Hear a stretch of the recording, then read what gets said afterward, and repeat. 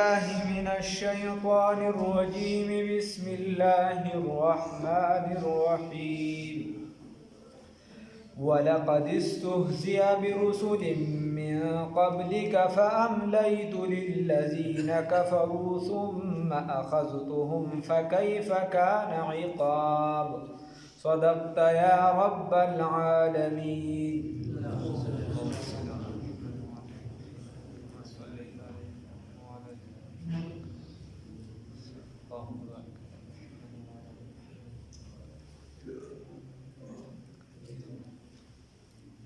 پدې آیاتونو کې اوس نبی کریم صلی الله علیه وسلم ته تسلی ده. الله رب العزت ورته فرمایي کدا کافران تا پورې خندا کوي نو دا صرف تا پسې نه چې ګنې ته یوازې پیغمبر او تا پسې خندا کړې نه، ستانه مخکې چې څومره پیغمبران تیر شوي دي هغې پسې کافرانو خندا کړې ده. الله رب العزت ورته فرمایي ولقد استهزئ او یقینا خندا کړې شوې ده، مسخره کړې شوې ده برسولین پیغمبرانو پسې من قبلک مخکې دستان. فاملیت للذین کفروا بس من مهلت ورکو هغه کسانو ته چې کفر یې کړی. اوس خنداګانې چې دي دا د پیغمبرانو پسې شوې وي، لکه نوح علیه السلام به کشتۍ جوړوله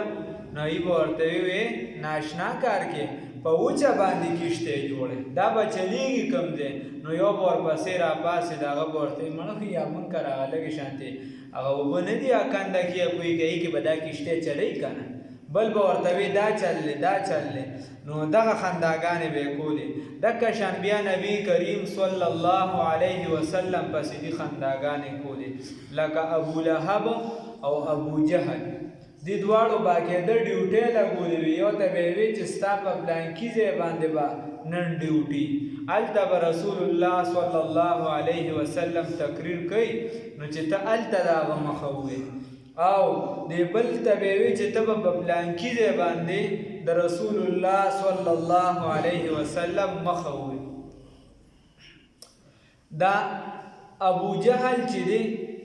دا د رسول الله صلی الله علیه وسلم په خاندان کې داسې خلک وایي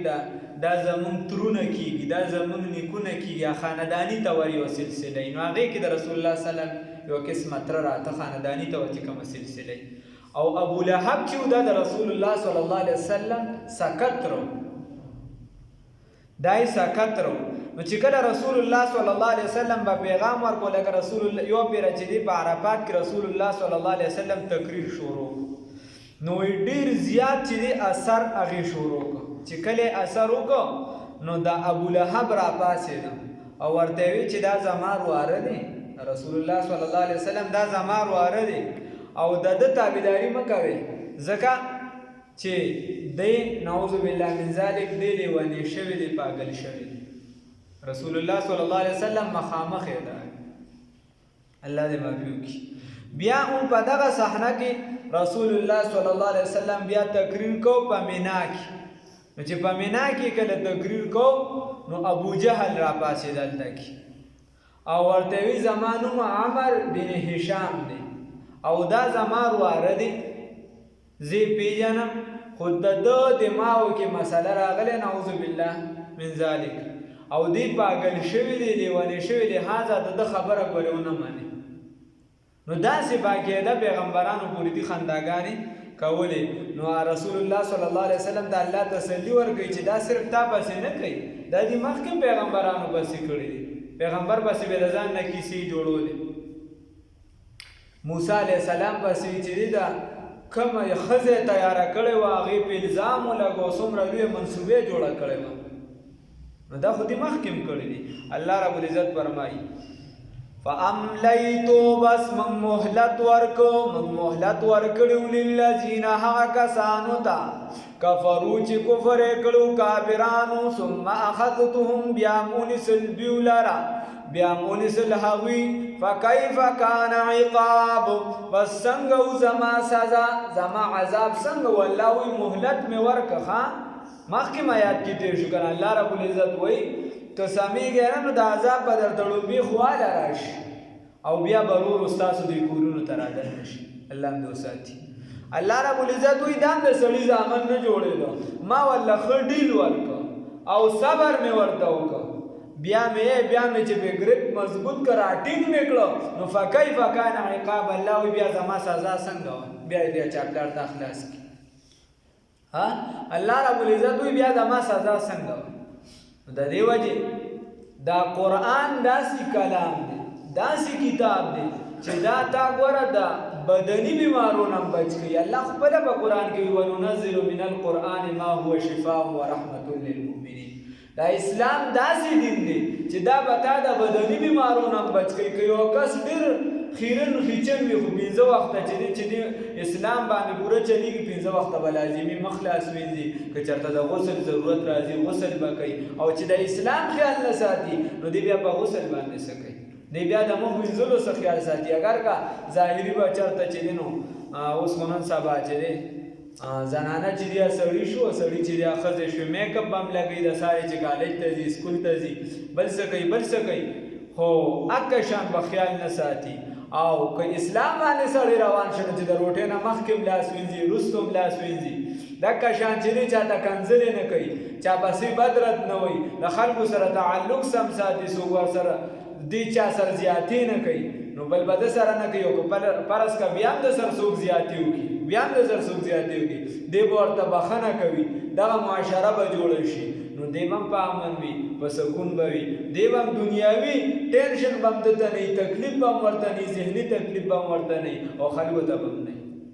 نو اسلام دا امن او سلامتی والا دین دی. خو که چېرته به د اسلام باندې ته روان نه شوې، په اسلام باندې مضبوط نه شوې او خپې دې اخوا دېخوا کې، نو نن په بل ده سبا دغه عذاب په تا دی. اجتماعي عذاب به نه راځي، چونکې رسول الله صلی الله علیه وسلم دعا قبوله شوې ده. خو انفرادي عذاب چې دی د یو قوم مثال په طور کله په یو ملک کله په بل، لکه دا نن سبا چې مسلمانانو کمال دی. ولا وجه دا ده موږ هر څه ته تیار یو. مثال په طور زه د سهار نه ماسخوتنه پورې نوکري کولی شم، زه د سهار نه ماسخوتنه پورې زمینداري کولی شم، کالج ویلی شم، زه چې دی سهار نه ماسخوتنه پورې غیبت هم کولی شم، خو زه صرف که نشم کولی نو د قرآن مطالعه نشم کولی، د قرآن کتنه نشم کولی، زه که نشم کولی سیرت د رسول الله صلی الله علیه وسلم نشم کولی. زه د سهار نه ماسخوتنه پورې حتی د شپې ټول خلک د شپې پکې ګیمونه لګوي، خلک شپه پکې تېري په لیټرین کې ګیمونه لګیا دي د نر زامن. هر حالت کې داسې به دا شی سوار دی. خو که موږ نشو کولی نو موږ یو قرآن حدیث ته نشو رانږدې کېدی. او رسول الله صلی الله علیه وسلم فرمایي چې کله ته وایي ترکتم فیکم، وایي تاسو کې مې 2 څیزونه پرېښوده، که چېرته همدا راټینګ کړو نو تاسو باندې به عذاب نه راځي، بچ به یې. یو قرآن دی او یو زما سنت دی رسول الله صلی الله علیه وسلم. او موږ چې دی موږ د دغه دواړو نه راسته راځه لرې تښتو. مارته وي موږ هر کار کولی شو، هر څه کولی شو، او موږ قرآن ته ټیم نه شو باسي. دا په موږ باندې ډېره ګران. الله دې معافي وکړي. الله. او بیا دعا څه غواړو، خدایه رحم را باندې وکړي. نو رحم خو الله وي وننزل من القرآن ما هو شفاء ورحمة للمؤمنین. الله وي دا مې درله رحمت ګرځولی دی. اوس چې ته ستا کار دی او هغه د ډي اس پي په لاس کې دی، نو ته به ډي اس پي ته ځان نږدې کړې او که نه دې ځای نه به چغې وایي چې ډي اس پي زما کار وکړه، به ستا کار وکړي، درته وایي چې ستا په دې خوله دې لعنت شي، تا ته زه دونه سپک سړی ښکارم. اوس رحمت د خدای نه غواړو خو رحمت والی څیز ته نه نږدې کېږو. دا خبره لرې نه ده چې دا عذاب دا اور زما ستا تر لمن هم رارسي، دا زما ستا تر کور هم رارسي، د هغې نه مخکې چې موږ په دې کور کې رحمت عام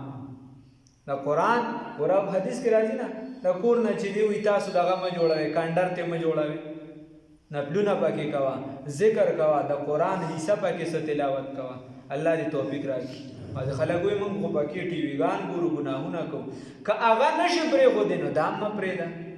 اول خو پکار ده چې هغه پرېږدي، خو که نشي پرېښودی نو کم از کم دا کوه، برابر سرابر خو به روان وي، که نه چېرته به خدای توفیق درکړي دا به پرې سیوا شي، الله به دې بښنه وکړي، بیړه به دې پار شي. یعنی ګناه نشي پرېښودی نو د هغې د وجې ته نیکي پرېږدې، نه خیر دی. بیا هم د هغې نه خو ښه ده چې ته د سره نیکي نه کوې او د ګناه کار کوې کور کې کوه تلاوت هم کوه یا بعضې خلک وایي ما سره خو به موبایل کې چې دی فلمونه هم دي او دا هم دي او قرآن هم پکې وساتم قرآن پکې بیا وساته که نه دا خو بهانه ده د خلکو بیا پکې وساته چېرته خو بې راوالي ده خدای پناه مه که الله دې معافي وکړي بالکل یې ته لرې که خو که نه شي درکولی دي فلمونه یو څه بل څه نو چېرته خو به پکې راوالي ځان سره چې دی اډیو کې وساته ویډیو کې وساته الله دې معافي وکړي دا څیزونه ښه م استعمالېږي که چېرته موږ ښه استعمال کړو نن سبا ته خلکو ته که ته زر پیرې ووایې چاته چې موبایل مه استعمالوه مه استعمال نو اول یې زه نه بندوم بیا یې بل نه بندوي څوک یې بندوي چې ورته ته موبایل دغه موبایل دی دا خو د دې دپاره راغلی مثال به ته وایم چې لرې خلک یو بل ته موږ رانږدې کړو یو بل سره نږدې شو یو بل سره هم تعلق ښه شي دا یو بل تپوس وکړو او موږ د خپلو نه د نږدو نه پې لرې شو د نږدو نه پې لرې شو لرې خو هسې هم لرې کیسه خو بس ازانله ده هلکه دې به اوس بیا څه ګنټه ګپ لګوي نو بس بند یې کوم بس الله دې معافي وکړي نو خبره ده چې نه دغه څیزونه ښه م استعمالېږي که موږ یې د ښه استعمال کړو د اسلام د خدمت دپاره م استعمالېږي که موږ یې د اسلام د خدمت دپاره استعمال کړو الله دې توفیق راکړي او خلک ته په عالمي دنیا کې لوی لوی کارونه اخلي که ته د دنیا کار اخلي هم دې لوی اغوښتی شي بیا دا خبره ده چې موږ پې بل بل څه باندې سر پېل الله دې معافي وکړي او د دې عذاب د دې وجې ما شیخ زکریا رحمه الله لیکلي هغه وایي دا فضایل اعمال چې چا لیکلي وایي 40 ورځې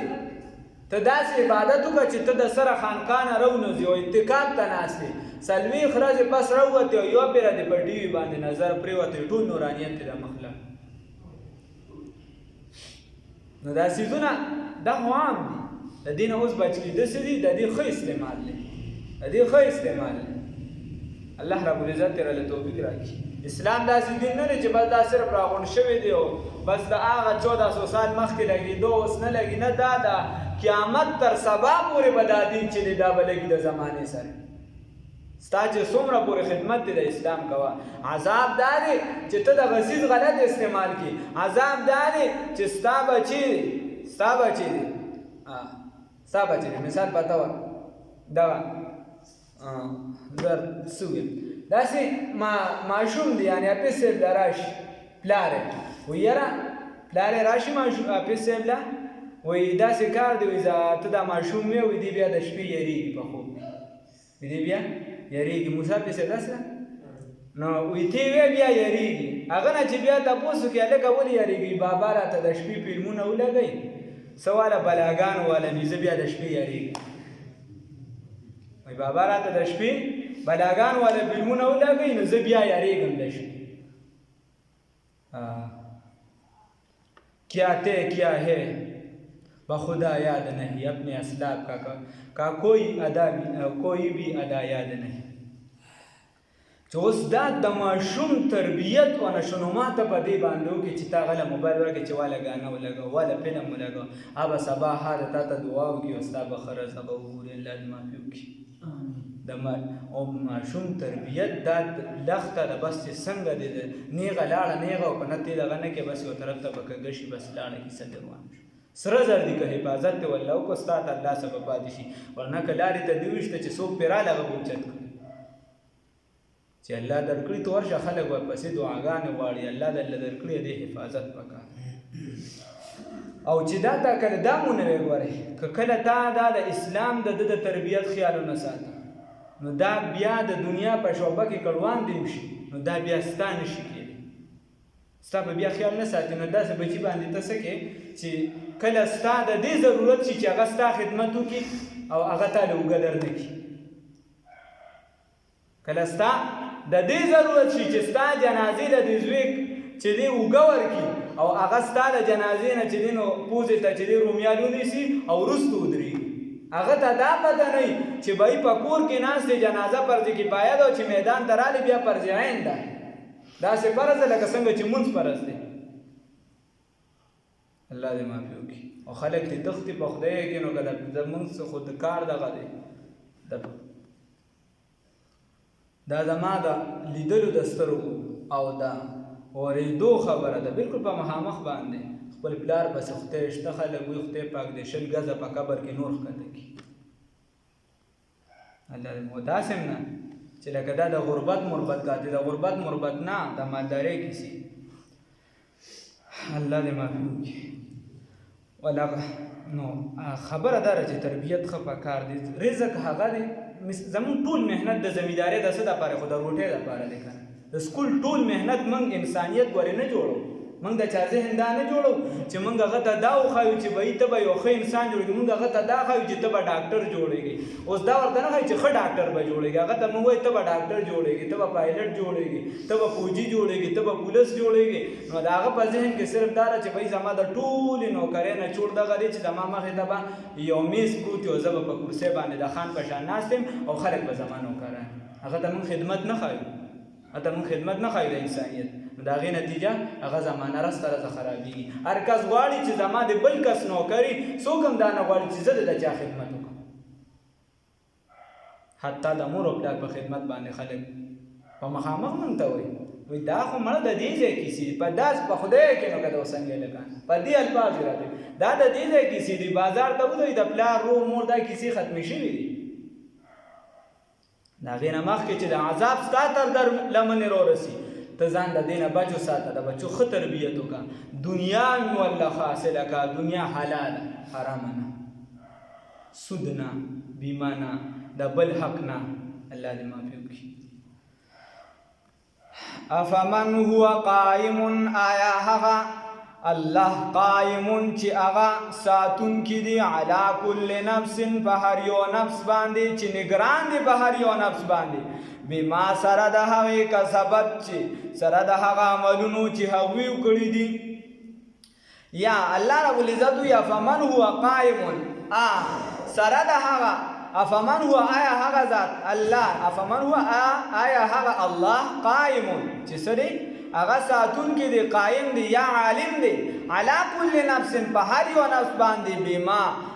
کسبت سره د هغه عملونو چې دوی وکړي دي الله یې بیا هم ساتون کې دی الله به عالم هم دی او دې څه کړي دي وجعلوا دي ګرځولي دي لله حاصل الله لرا شرکا شریکان قل تو ورته ووایه ای پیغمبره صلی الله علیه وسلم سموهم نومونه یې واخلې